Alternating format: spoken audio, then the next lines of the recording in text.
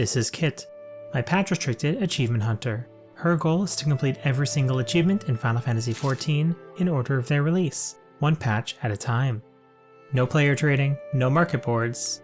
How long will it take for me to go completely insane? Let's find out.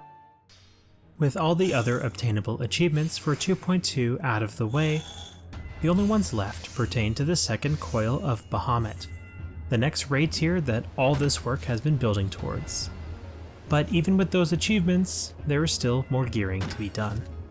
I don't expect all of this to be necessary, since the last set of coils were so simple besides Twintania. If this mirrors that at all, this should be a simple pass-through, with even one less turn to deal with. But all we can do is move forward, so after some filler achievements before raiding, including a lot of gathering and crafting achievements, I head to the Waking Sands to start the new questline. Alice sends me to the North Shroud, where the second shard of Bahamut stands, and after speaking to the NPC here, the second coil becomes unlocked. So let me explain the gearing process I went through. Thorn March Extreme drops an item level 100 necklace, which is the second improvement after the Animus Relic. For myself, who isn't playing warrior in these raids, and the other members that are joining me, we need a 100 weapon. The World Leader Extreme is the answer, as Leviathan drops item level 95 weapons in the Wave set, though they can still be improved. It also drops a Mirror of the Whirl as a bit of a rare drop, which can then be exchanged with Alina in Mordona for an upgraded weapon, the Tidal Wave set, which is 100 and has the same stats as the Animus Relics, with a different spread of substats. With the final piece of gear being another eye level 90 ring from Garuda, the gear is ready. Some classes also received food upgrades with the Master Culinarian 1 recipes book, so some new food was made as well. With all of these bonuses available, we come up to a gear score of 92, and seeing how Nail ends up being 105 at the end, which is already far more than the gap from the first coil, I'm very apprehensive about how things will be. I hope this isn't too easy like the first coil, but also, I equally hope it's not as difficult as people say it is, with these alone being equivalent to current Savage level content. This is a journey, nothing about this will be quick. One step at a time, ever marching forward, climbing towards ever greater heights. No more delays, no more wasted time. With everyone finally present, the assault begins. Turn 1, let's give it a shot. Easy!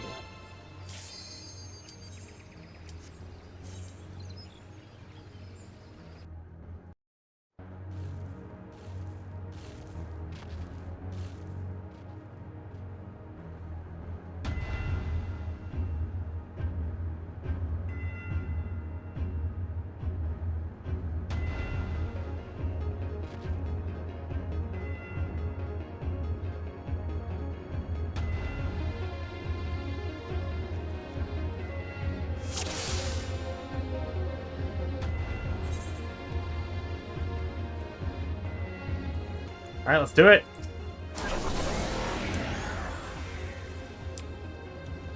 Oh, there's a cutscene. Please wait for the cutscene. I didn't know there was a cutscene here. I love how there's just a hole, and it's like, oh, perfect. There's a path directly to the hole. Let's go inside. How convenient. The first turn doesn't have much to it, but the Lunar Golems receive both damage up and vulnerability downs when on the crystals, so taking them off to kill them is optimal for tank health, though we mostly ignore this mechanic. In order to proceed, the dark matter crystals must be destroyed, which will summon reinforcements that also need to be defeated. Destroying 2 of these crystals clears the path forward for the first obstacle.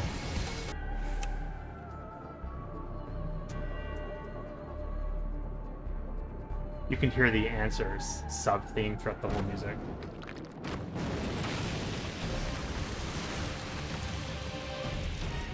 Wait, babe, did you see that cutscene?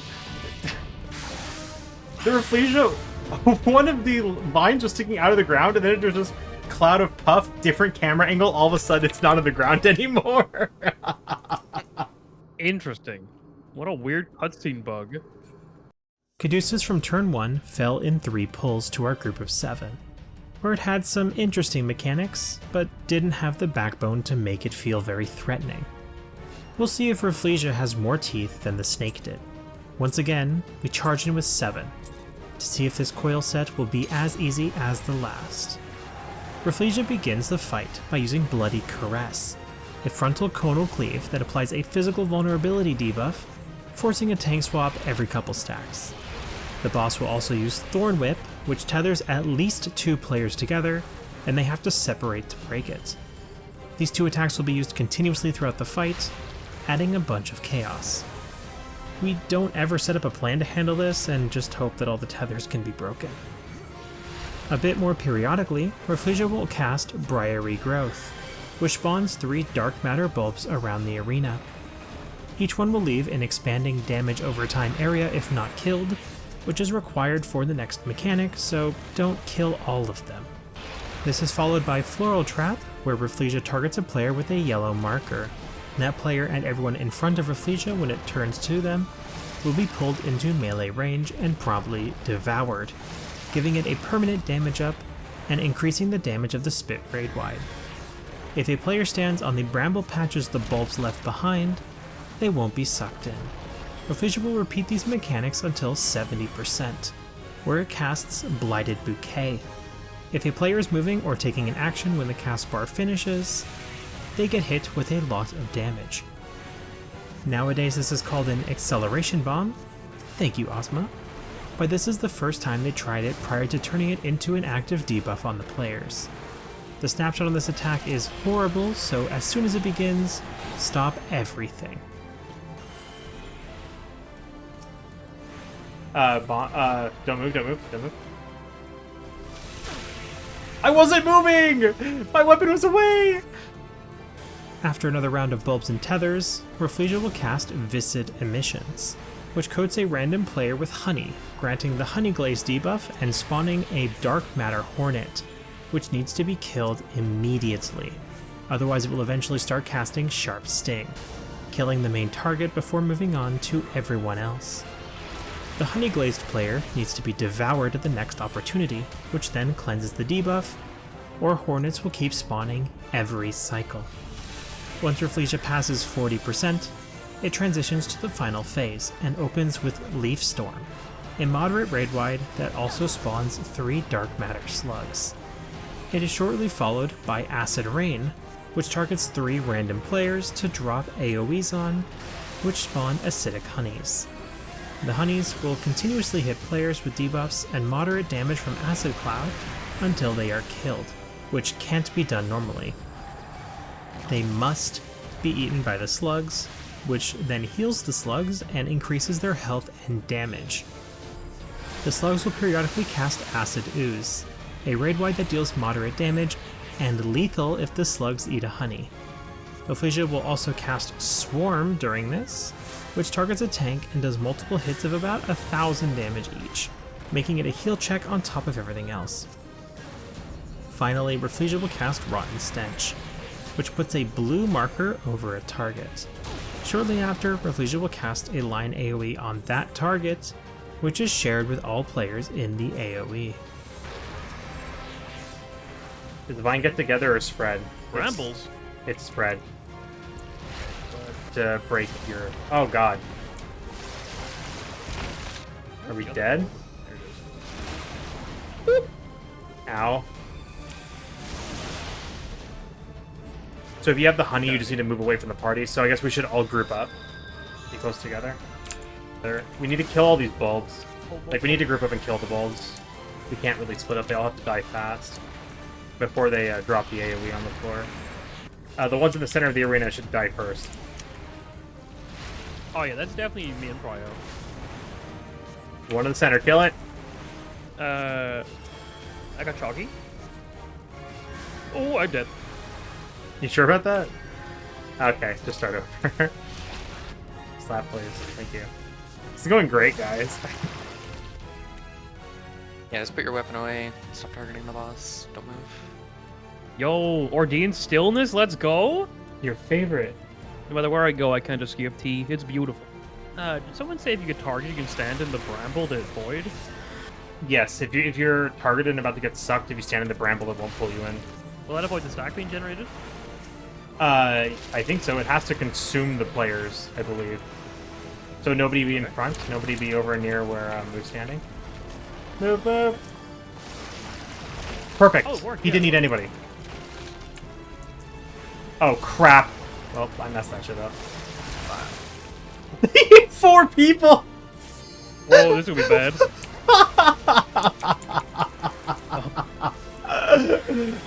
Also, unfortunately, our Coil 1 situation will not persist for over 3 attempts. Okay, Reflasia is harder than anything that Snake gave us. The bulbs will just die, so I think it's also fine as long as we kill the ones in the middle to just kind of let the barbs around the edges persist. Well, Maeve, at this rate, we might clear the first target before I have to go to work. Yo! Let's go! That's huge! I don't know what that means. Damn. There's only one left? Whoa! Okay, when they die, they explode? Noted. So the slugs need to be taken away from the honeys. The honey explosions are also bad. I'm not sure how we're supposed to handle that. Whatever the off tank is taking, those need to be burned down quick. We could kill the slugs first, so that the honeys don't have the chance to... Because they give a debuff that increases the damage taken from the slugs dying. Let's try killing the slugs first and having whoever's tanking Rafflesia take the slugs, or the slimes. Honeys. And then that should be... Let's see what happens. Do we want to head out and bring random in so that we have 8 people? That might make this easier since they're here. While waiting for the 8th to join the party, I prepare some proper healer food. Hey, big mid. Gonna hurt. We're fine, actually. It put me in front of the boss! That's not fair! It stuck me in front of the Right. fucking boss. Oh, Keep wait. The slug came and ate Oh. 2 of the slimes. Oh, Okay. it ate the slimes. Interesting. What a swarm. That was an interesting debuff. Caster LB? I guess I could. We should get LB3 available during this, right? Well, I guess no, we'll be at this point. We can also open with the LB if you want to, same as before. This thing is harder than Twin. I don't know if I agree with that, but sure. I have actually do things. When Tanya was basically just like, oh, heal tank, there we go. Stand-in thingy, there we go. Yeah, are you excited for the Savage variant? The Savage is going to be very scary, for sure. Alright, someone's about to get eaten. Can you make it? I don't think so. Oh, no! No, he ate 4 of us! Well, I'm getting this. This fight is going to be very dangerous for the remainder of this. I'm about to get busted, aren't I? I swear to God. He threw me in front again! Everyone stand together? Everyone together? Just call in. Move. Go. Now. Go. LB not. Yep. Oh, the slugs are so close. Oh, it worked. We killed all the slugs. It's just the slimes. Be careful about the mechanics. We still have mechanics to do. Oh my god, are they just throwing AoEs at party members? This is a lot more puzzly than I expected it to be. Okay, so we have to... We want to feed all the slugs to all... Yeah. So, so the main tank should tank 2 of the slugs, and whoever isn't the main tank pulls the last slug to the slimes. Also, Medica 1 is seeing so much use. Not even funny. Not to save your MP. It's also just a better spell in terms of immediate healing than Medica 2 is. My only AoE made. I don't have another choice. You have a cure 3? The Roman Born White Mage asks, what are OGCDs? That's so rude, but so true. Oh, true. Alright, someone's getting eaten. Random move. I'm fine. No, you're I'm not. I'm getting the line AoE. I'm What is moving. that? Oh, not even. That did 8,000 to me. How am I supposed to survive that? I can res Kitt. I can res Kitt. I can res Kitt. Melee LB.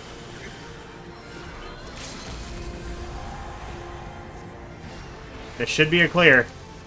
Please? 3%? I hope it's... I don't know if I want to stack. I'm scared. Stack. Oh, we got it. We're fine. We're good. We're good. Nice, very nice. Okay. Jeez. Man, fuck that plan. Fuck that. Don't worry. You ready for Savage version of that later? No, I'm scared. With Rafflesia defeated, we get our first 3 pieces of gear once again, providing minimal upgrades to the players, and, like before, since we aren't farming for any additional gear pieces beyond these 3, the remaining floors will all be done under geared, though the next one shouldn't be too much trouble since the party will be about 2 item level on average below the minimum. With how difficult Rafflesia is in comparison to the previous floors, I dread to think of how much harder the remainder is, especially when we arrive weaker than intended. Before leaving, I finished the mapping achievement, the first of 3, before immediately taking everyone into the second floor, trying to see how far I can push my luck and these players. Second turn. Let's go. Also, every single one of us is now properly under geared. Let's go. Item level 95 entrance. I mean, it's not like we've done undergeared and undermanned stuff before. Exactly. True.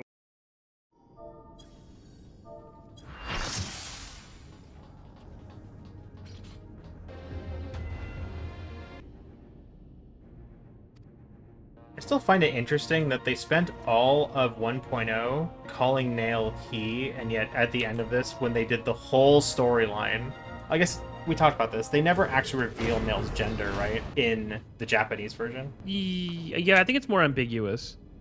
So it's just an issue of localization, I guess. With the new antagonist properly introduced, we head into the depths of the second coil, following a similar flow to the last turn, but this time we scale the coil up rather than descending deeper.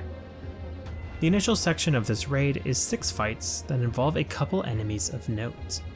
First, the maintenance nodes can cast a moderate damage conal for their basic attack, so make sure they don't leave the party. Secondly are the chimeras, which can use their full moveset, so get them down quickly. Once all the sectors have been cleared, we ascend to the peak of this elevator for another challenge. Okay. I didn't take long for someone to die. I'm aware. Thank you. Melusine is a much harder fight than Rafflesia. Not for the number of mechanics, as she has relatively few, but because of the punishment for failing them. The core mechanic of this fight is petrifaction, which immobilizes targets completely with additional downsides. But I'll get into those downsides a little bit later. Melusine starts the fight with Tail Whip, a front conal tank buster. It is immediately followed with Cursed Voice, which applies a debuff to a tank, healer, and DPS. Each of them receive a debuff that will then cast a conal petrify when the timer expires. Your cursed body is being taken over will unleash a petrifying curse. Oh. You don't want to petrify each player. I understand. Oh my god. No, it's P8S! It It's P8S! No. Rest eternal in the dark depths. These will always want to be aimed away from the party, otherwise there can be some real consequences. These also cannot be aimed at the boss or most of the adds, as they will gain a permanent damage up if hit by any petrify ability. This is then followed by Fireball, which targets 2 random players, prioritizing ranged DPS and healers, dealing a moderate amount of AoE damage. She then casts Circle Blades, a circle AoE on herself that deals moderate damage. At this time, a Renaud spawns, which will chase the first player to damage it. The party can hit it with a Petrify to freeze it for 60 seconds. It will also die to any damage source from the players or the other adds, so positioning is very important. The party should always have at least one Renaud petrified and alive, as it is necessary to solve later mechanics. The next ad will spawn a Death Dancer, which is a mini version of the boss using Circle Blades and Tail Whip until it dies. Before it dies, Melusine will cast Cursed Shriek, which targets a non-tank and gives them a debuff that will petrify everything in line of sight. Without a Renaud, this mechanic is impossible. The debuff player should be behind a Renaud and the rest of the party between it and the main boss. These mechanics loop until the boss drops under 60% health, which spawns 4 Fate dealers on the outside of the arena at each cardinal. They will periodically target a single player with aimed shots and hit them for moderate damage each, probably killing the player if 3 or more are alive, as well as AoEs on random players. They need to be burst down fast so that the attack won't kill anyone. Simultaneously, one of the 3 floor sections will light up with a small dot, and after 15 seconds will explode for significant damage if a player is still in it. Just avoid this when possible. Once she passes 35%, a Prosector spawns, which does heavy damage per auto, and will periodically cast a Gaze Petrifaction attack, which needs to be turned away from. This will also give Melusine a damage up if she is in line of sight to the Prosector, so once again, positioning the adds is very important. Once the Prosector dies, the boss will use the Petrifaction ability as well. Finally, the boss can use Venomous Tail near the end of the fight, dealing moderate raid-wide damage and poisoning a target that needs to be cleansed immediately. You can petrify him. Oh yeah. So petrify him. Yeah.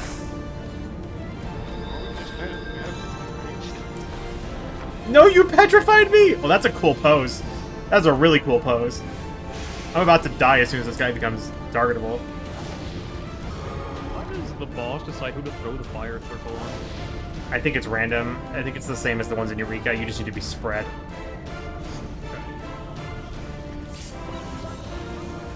Whoop! Got the Ren. Oh, we have to keep the Renaud alive! I understand. We have to keep the Renaud alive until the Death Dancer dies, and then we kill it. Okay, that makes sense. Because it's petrified for 60 seconds. I was like, why? Now I understand why. I'm fine to restart this. I'm about to, yeah, just restart. Okay. I get it now. Okay. It's okay. We're getting through the mechanics. We're understanding how to do them. We have to kill the snake ladies as quickly as possible. Yeah. Whenever ads spawn, I'll grab them, I'll pull them in the middle. I'll try to face them kind of like relative south, I guess. All right. Relative south, true north. Yeah, relative south, true north. Hey, that's not as bad as Ifrit's north being east in the arena. Hey, don't worry about it. I hate it so badly. When Maeve and I were doing that extreme mine, it led to so many confusions about what direction we're going in a circle. Oh yeah. Oh, mighty. Reset? Yeah, reset. Yep. It still killed me. The hour. Let's try that again. She's still very healthy. Let's try it again. This is hectic. It is. It is very hectic. That's like the issue. It's like we're not even attacking the boss most of the time. Yeah. I wonder if it's a player of each role that gets these. If you could do it, please. It looks like a player of each role gets one of these. So I guess we'll make it for consistency. The healers stun the Renaud. That's the plan here. You know, Maeve, at least I'm happy that these are harder.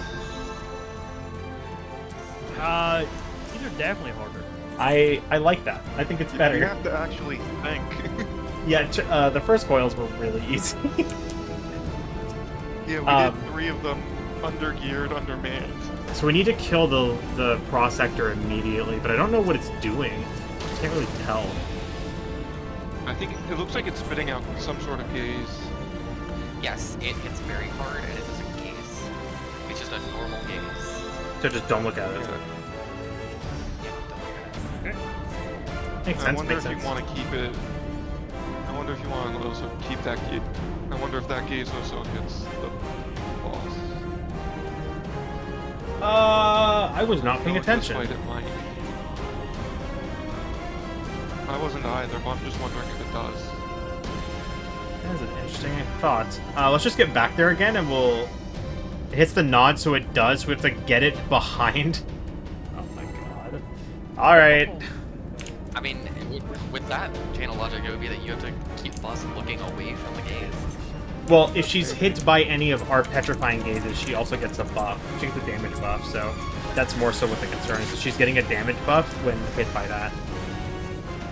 So it's not just her looking at it. If she with petrified, she gets a damage buff, so face moves away from normal petrified. Betrayed by Scholars, Celine look. Is the ability to let it... We need Celine to be able to be a tank again. Okay, true. Celine needs to join the stack, just like the Carbuncle used to. Yeah, I know. I did Alright. play a bit during the time we had to keep those things actually had health bars. Titan Tank Summoner. Please, free us! Gates! Come on, thoughts are ticking. No! We're petrified! We did it! Let's go! Fucking die! Oh my god! I saw like 5 or 6 people get petrified at the end, and I got so scared. Oh my god! This is so tough. Jesus. Wow. With the second floor clear, the real difficulty of this tier starts to sink in, and as we hand out the 2 new pieces of gear, my dread continues to increase, as the challenges can only get harder from here. Despite both of these floors taking less time each than Twintania did, the mechanical requirements are much higher than was necessary previously. Each floor of the first coil took only 3 pulls prior to Twintania, and was cleared with only 7 players. But now, the wipe counts are continuing to increase with each turn, despite having a full roster of players. But the only way to move is forward, so on to the next challenge. On the way out though, we earn the second Mapping the Realm achievement, before hopping into the next floor for a few minutes to see how it'll go. You know what? I can spend 15 minutes in instance. Let's poke in for 15 minutes. Yo, get the cutscenes out of the way. Yeah, let's get the cutscenes out of the way.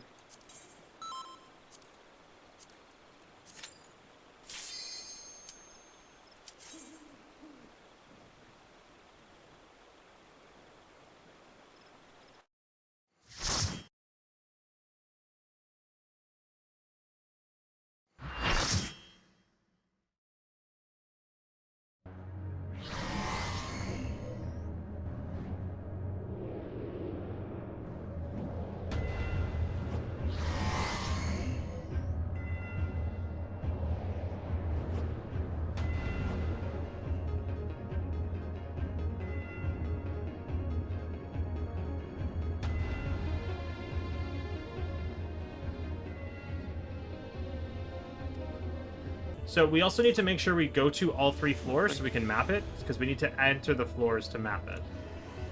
Oh, we're not taking this one up? Okay. Where are the mobs? Wait, where are they? Oh, they're downstairs.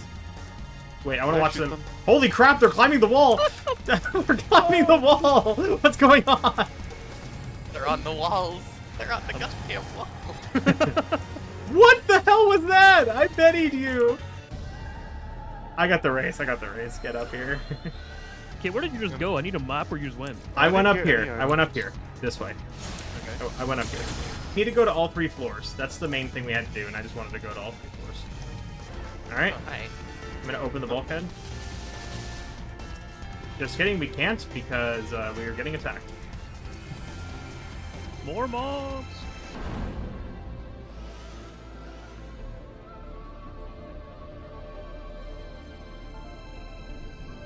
The Avatar is quite a foe, and with the gear score gap ever increasing, currently at 7 below, the room for error continues to decrease, and the mechanics here have very little room to begin with.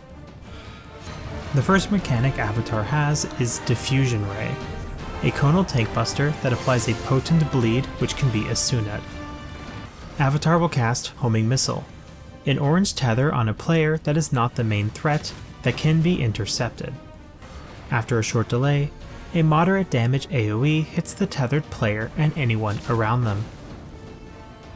Avatar can use Gaseous Bomb, a redline target on anyone but the main threat.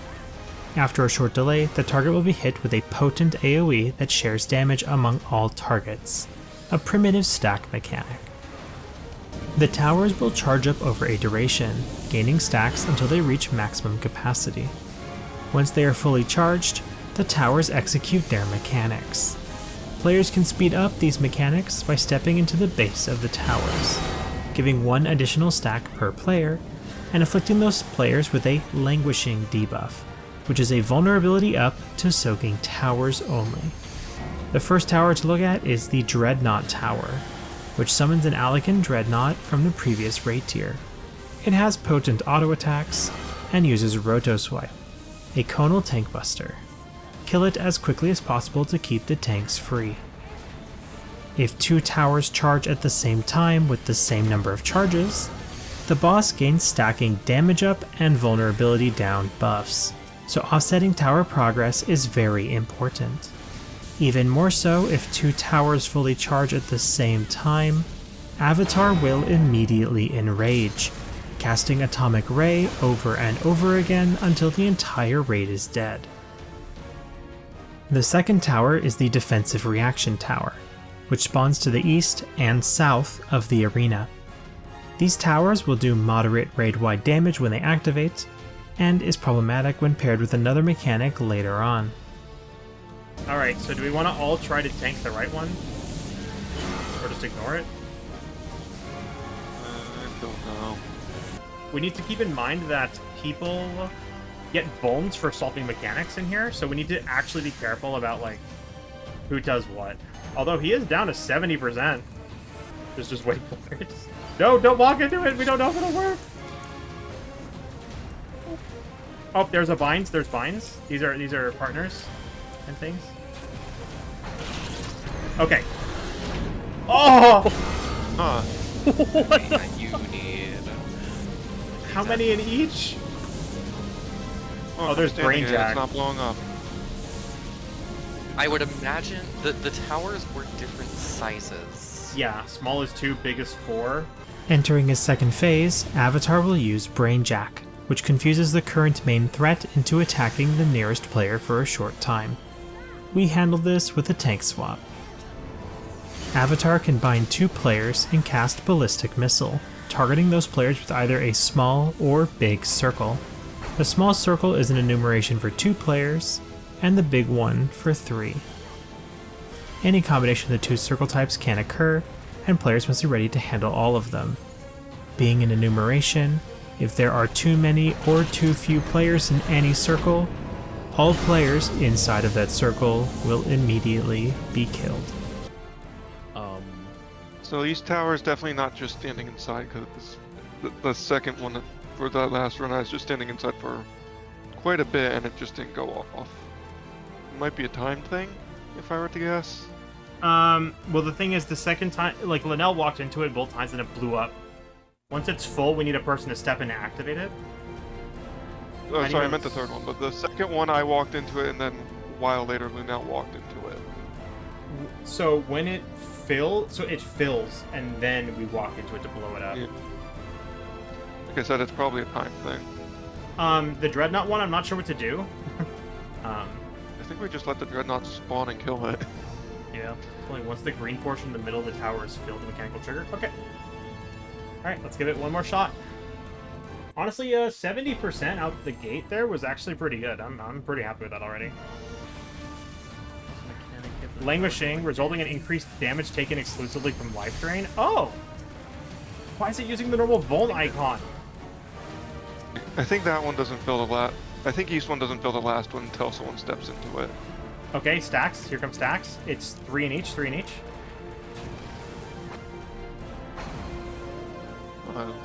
That was repeated.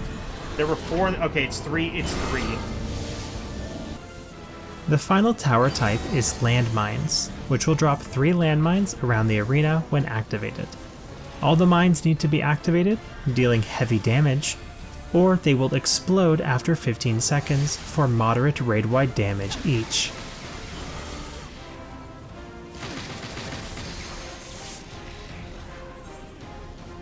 Could just ignore them for a pull, see what they do.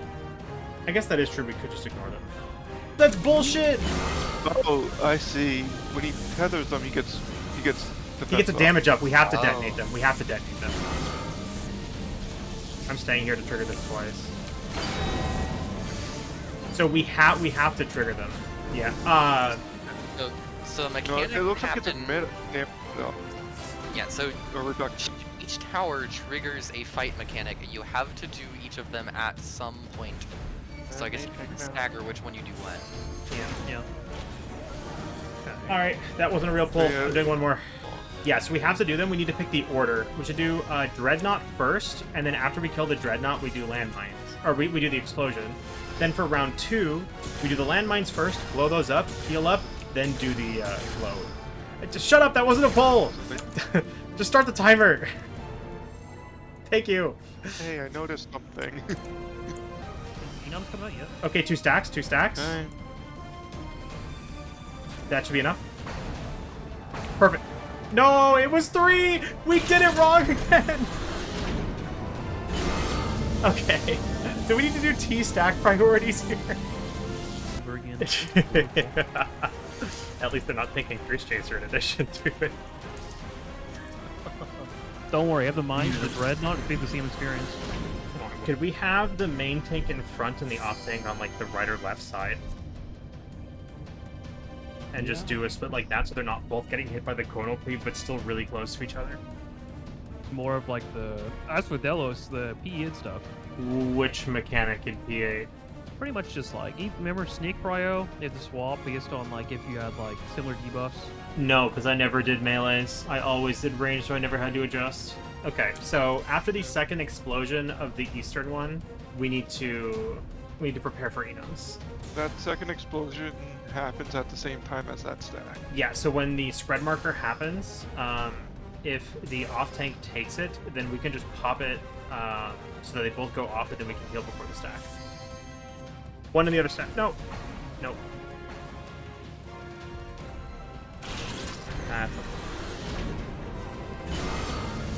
I have first priority to fill. Moo, you're second. And then, maybe, do you want to be third prio? Just if Moo and I are can be both bound, you join us. Yeah, I'm okay with that. As long as both of you say you're bound, I'll walk in. Yeah. Okay, so nobody else will be in any of the stacks unless you're bound, okay? And I'll make the first assessment. Moo, you'll make the second one, and then maybe you'll be third. Alright, does it make sense for everyone? Yep. Yep. If the bind comes out and you're not bound, just get away. There's the bind. Bound. I got it. Everybody up. Nice. Very nice. If this takes us over a full instance timer, this is the longest fight so far maybe that we've done in both tiers. If this takes over a full lockout timer. Elegant Field, new mechanic. I think that's all of them. I don't know what that means. Magitech Guild is converting damage taken into an explosion that will trigger when the effect ends. Stack? So stay out of the stack, Yeah. Entering the third phase, the boss will cast Elegant Field, which debuffs a player for 30 seconds. If the player with the debuff takes any damage, when the debuff expires, it will be a raid-wide that deals double the damage taken to all players. They will also be targeted by a homing missile, which needs to be taken by another player.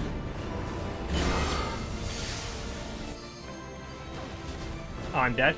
Healer LB3. No! No! He turned and busted the party!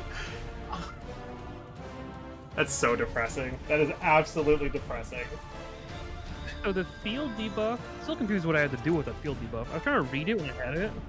You have to not take any damage. If you take damage, you explode for more damage to everybody in the party. And then you also get targeted with a spread marker. So someone has to take your spread. And you just need to not take damage.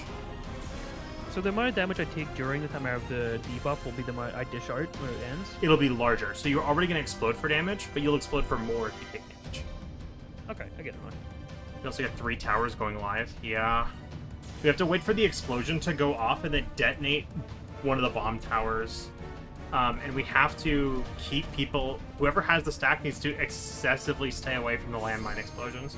Those things hurt super hard. It was double landmine. Was that Brainjack 3, I think? Because I think that was the second swap. No, that'd be Brainjack 2.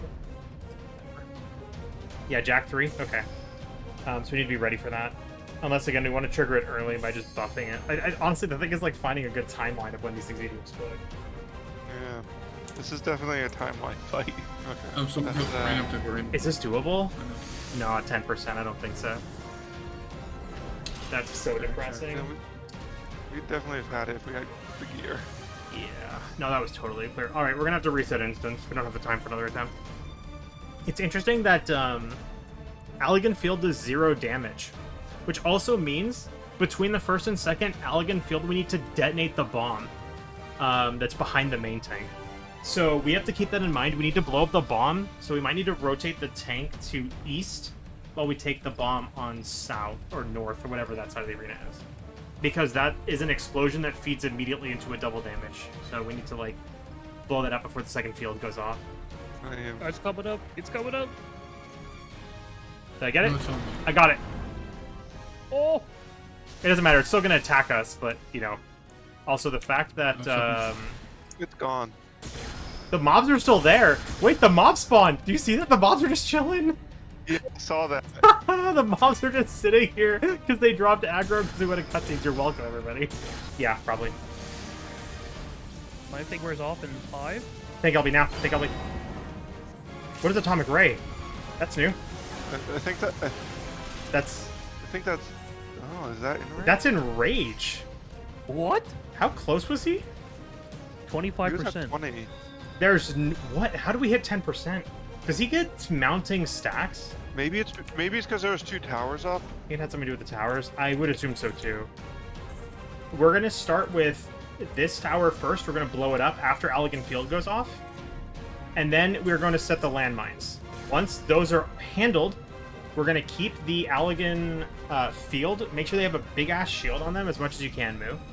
And then we're just gonna let this one explode in the back. We're just gonna let it blow up, and we're gonna make sure to try to shield everybody so that we can survive the stack.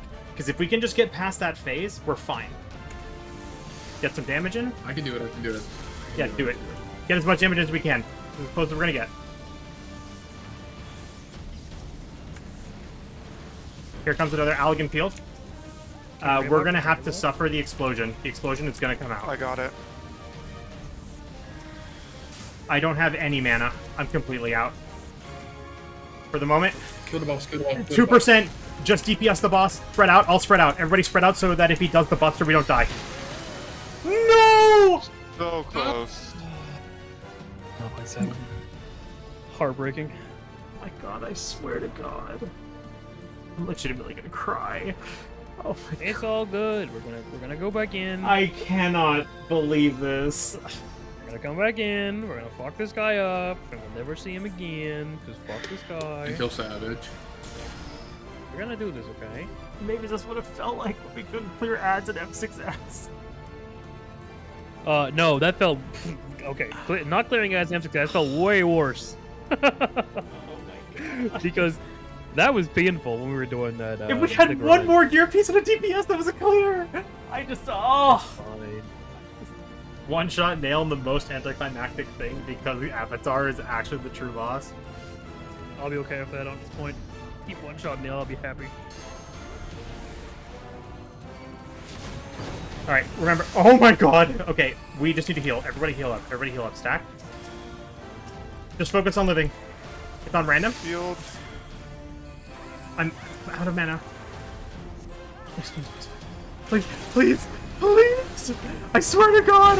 Please! Kill the motherfucker! Oh my God! There we go. Look at that. We killed the Avatar. Oh my God! Holy crap! God, man. Holy. Oh my God! That's like one of the hardest things I've done in this fucking game.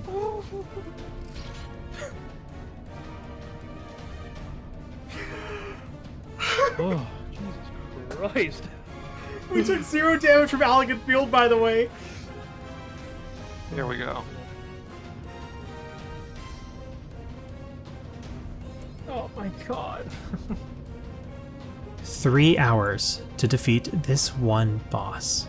My dread is skyrocketing after this, with Nail being the only boss remaining and keeping me here. The 2 new items get handed out, but I can't drop this feeling that something horrible is coming, and the final challenge could be impossible with our current gear sets. I know some of Nail's mechanics from when I did those fights unsynced for the story a couple years ago, but I don't know how intense this fight will be. But once again, as has been my adage this entire tier, the only place to move is forward. So, with my last mapping achievement locked in, I step forward and confront the last obstacle.